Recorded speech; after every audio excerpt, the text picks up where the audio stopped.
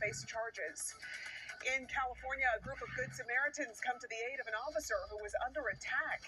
The video taken by a witness shows the patrol officer talking to the suspect. Suddenly, the suspect grabs the officer and throws him to the ground. The two struggle, and that's when the group runs over and pulls the suspect off of him. The officer only had some minor injuries and says he's thankful to the group for helping him. Well, here's a moment at St. Louis. Something else that's been bugging me.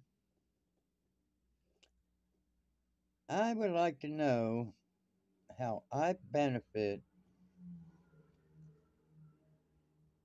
paying someone for me to put my content on the internet.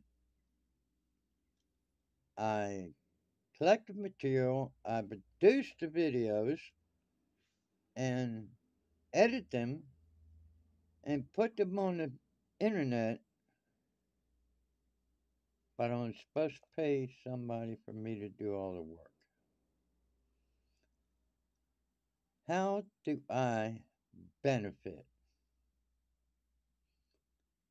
This is just like all these dagburn college kids out here benefiting from somebody else paying their way. Nothing's free in this life. Get over it. And I sure as hell ain't gonna pay somebody for me to do all the work.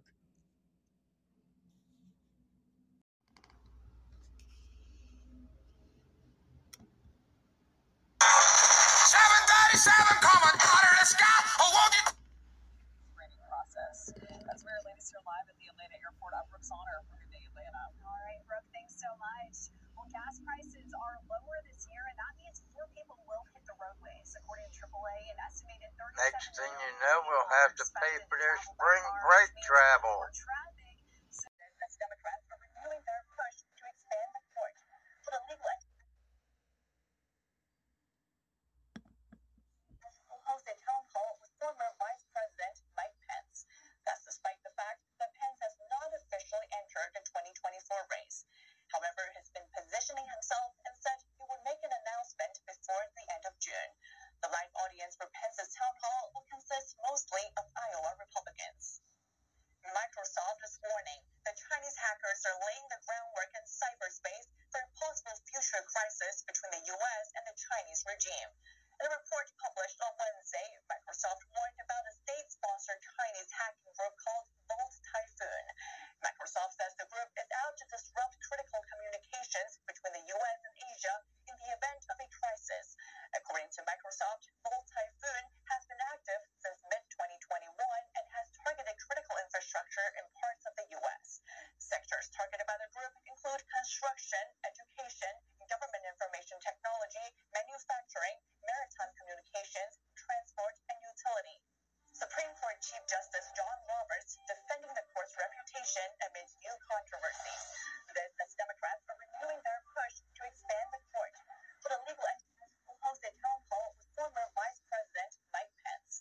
That's despite the fact on anything post-January 2017. We didn't find anything material on the intelligence community assessment, which was used to push the narrative that President Trump had been compromised by Russia. We didn't find anything regarding the Obama administration's targeting of Trump's national security advisor, General Michael Flynn. Nor did Durham address the FBI's leadership briefing of the DOJ and Congress in March 2017, in which James Comey misrepresented not only the entirety of the FBI's investigation, but also failed to disclose Danchenko's information and his complete lack of suitability as a confidential source, which invalidated the entirety of the Steele dossier. Importantly, there's a complete failure on the part of Durham to provide any measure of accountability. There are virtually no criminal referrals contained in Durham's report, nor are there any material recommendations for criminal investigations into these individuals. Once again, there's no accountability for those who are truly guilty and those who are truly privileged. In tandem with these questions and observations, we find ourselves wondering over the speed with which Durham's report was delivered to the DOJ and then provided to the public. Durham submitted his report to DOJ Attorney General Merrick Garland on Friday, May 12th. The report was released publicly on Monday, May 15th. How is that possible? section of his letter which notes, thorough, coordinated reviews of the information contained therein were made by the appropriate authorities within the Federal Bureau of Investigation, the Central Intelligence Agency, and the National Security Agency. In other words, Durham appeared to coordinate his work on the report with those agencies. The report had already been formally vetted before he ever delivered it to Garland. Despite the material failings of Durham's report, businesses closed doors. Residents were banned from leaving their homes. The situation came to a head when a fire broke out in China's western Xinjiang region last year, killing 10 people. First responders were unable to reach the blaze due to blockades meant to keep residents inside. The tragedy sparked anger across China. Protests broke out around the country over Beijing's lockdown measures. Some protesters asked the Chinese Communist Party to step down.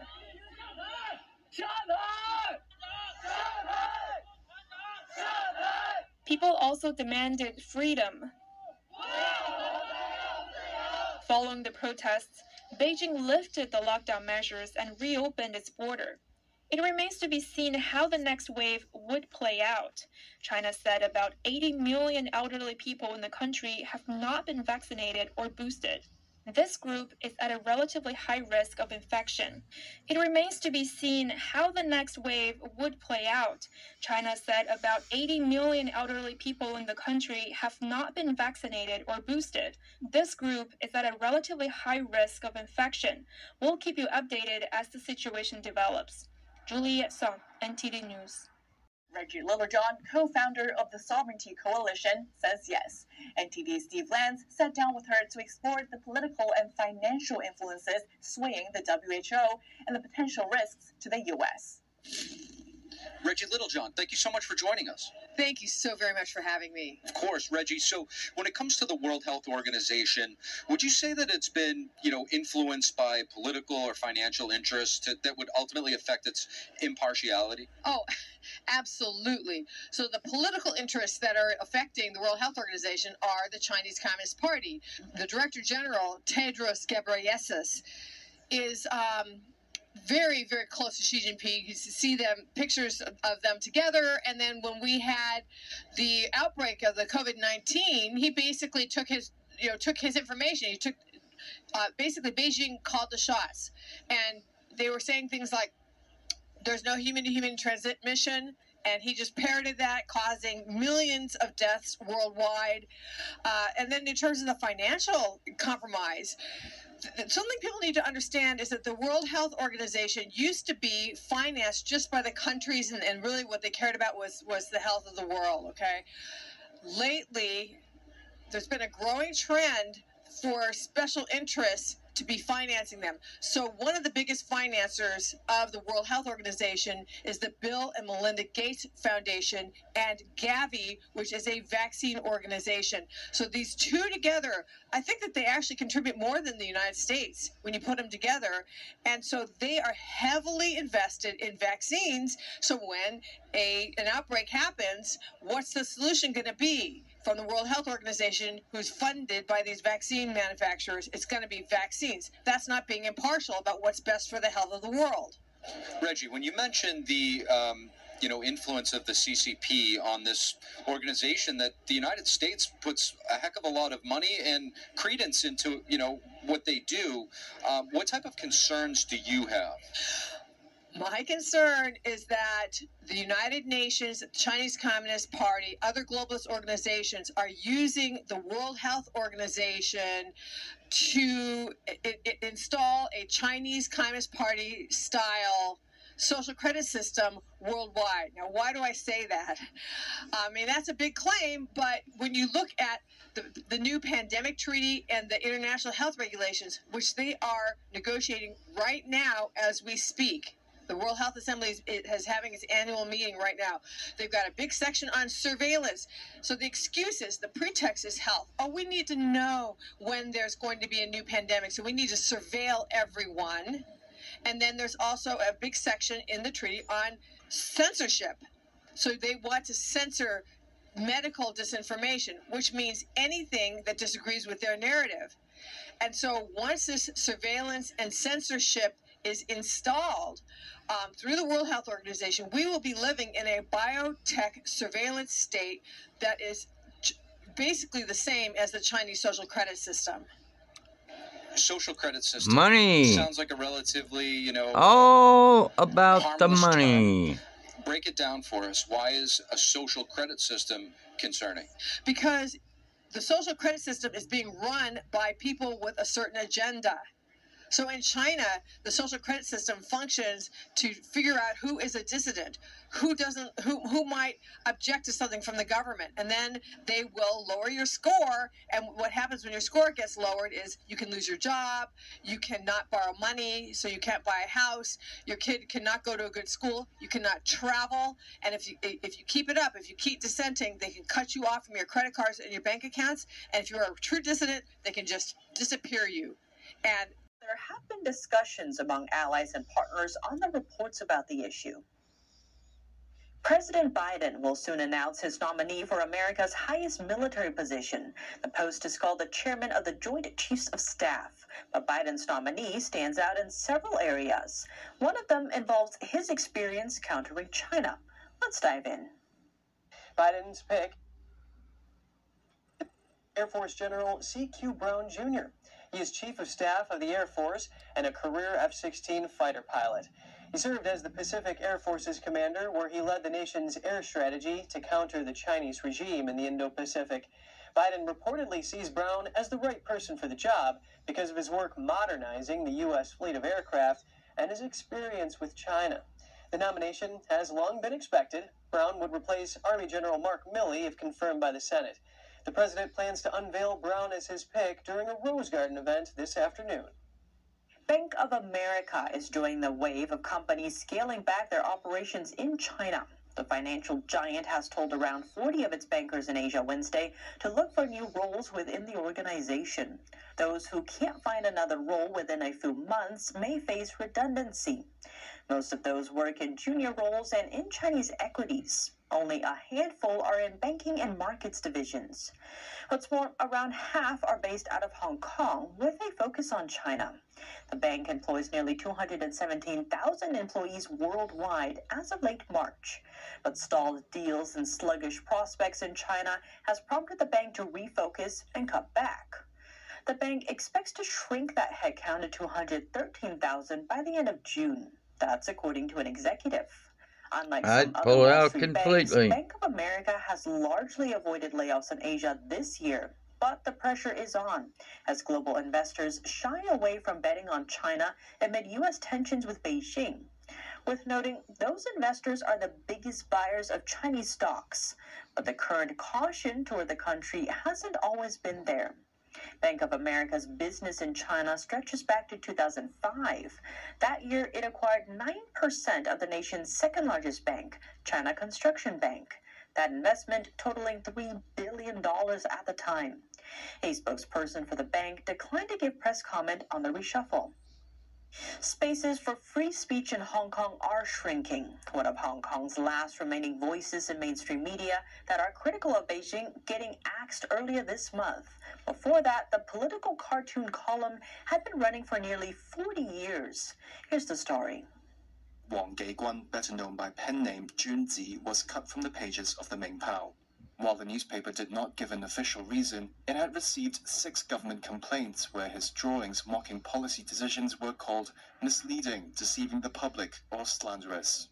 Mingpao was the last paper to carry Junzi's cartoons since police raided and shut down the pro-democracy Apple Daily in 2021, following a sweeping national security law. The 67-year-old cartoonist defended his right to express himself.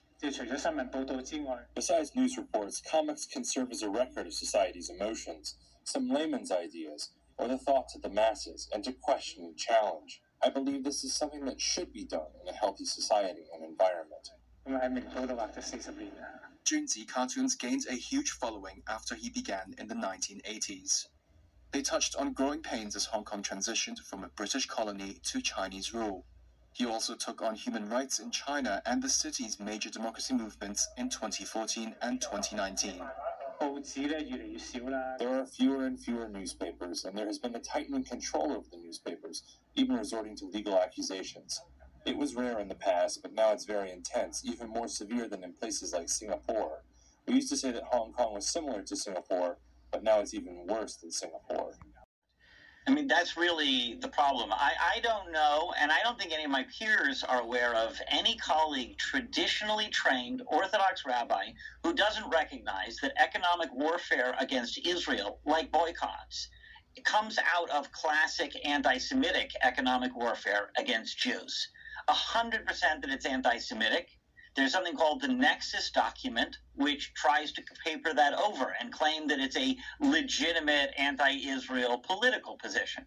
And when that is put up against the International Holocaust Remembrance Alliance definition of anti-Semitism, which clearly outlines the various anti-Semitic positions used against Israel, that just muddies the water. Yet the Biden administration has now praised both of those documents, giving precedence to the IHRA definition, perhaps, but also commending the Nexus document, and that's simply unacceptable. And so where do you see this leading? Well, what it's going to do is muddy the water. Like you said, it's going to allow real, legitimate anti-Semitism to fester. We see out in the field, you see on college campuses, that people start with these anti-Israel protests that promptly devolve into finding excuses to hate Jews. And that's what has now been enabled when you have a document like the Nexus document claiming, oh, that's not anti-Semitic. If it's not anti-Semitic, why is it that Palestinian flags are used against Jews interchangeably with swastikas? Now, you've pointed to the administration's ties with certain organizations like the Council on American Islamic Relations and the Southern Poverty Law Center as a cause for concern. Could you tell me more about that?